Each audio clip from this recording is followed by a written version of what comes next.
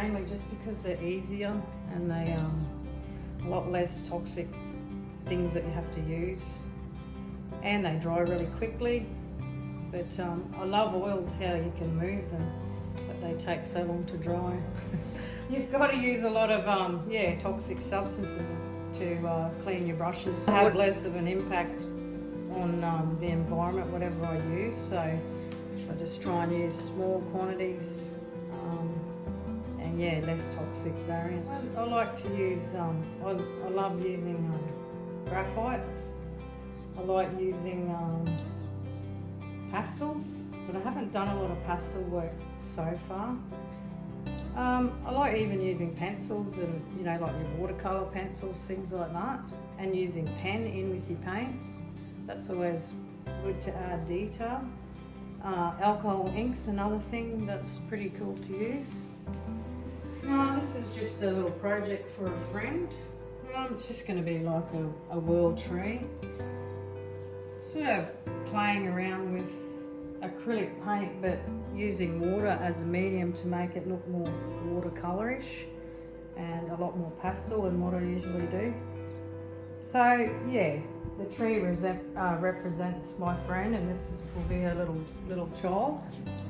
But I recently did a really big one, about 900mm by 1200 for the Cancer Council, and they're going to use it so when they have clients come through, they'll be able to use their little thumbprints on the tree and add to it. So it'll be like a memorial piece for all the people that have come through their cancer treatments. I love open vistas, love sunsets, sunrises. I even like incorporating a few, like your dusk scenes with your stars in it. Probably I love beach scenes too. Obviously, when I get out of Emerald, I'll take photos while I'm down the ocean, and then I'll bring them back and leave them on my phone, and then revisit them later, and try and make something out of them. Yeah, I do love water too. Like, it's something I think's beautiful. Anything that's expansive. The universe too. I have toyed with painting space scenes, or I call them starscapes. Yeah, it was fantastic. We had a lot of people from Springshore and even the wider community come over and view it.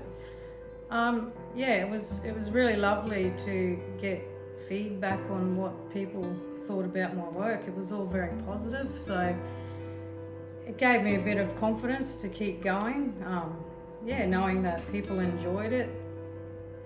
So I think it was really good for development.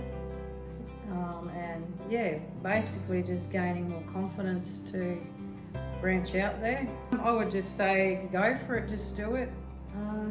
I think as artists we are our worst critics, and we beat ourselves up, and often we compare ourselves to everybody else's work, which is our downfall.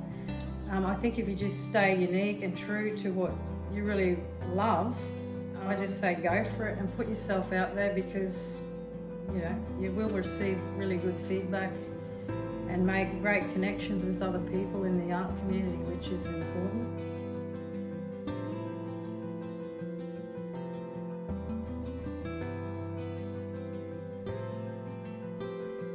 I'm going to work on a series of birds.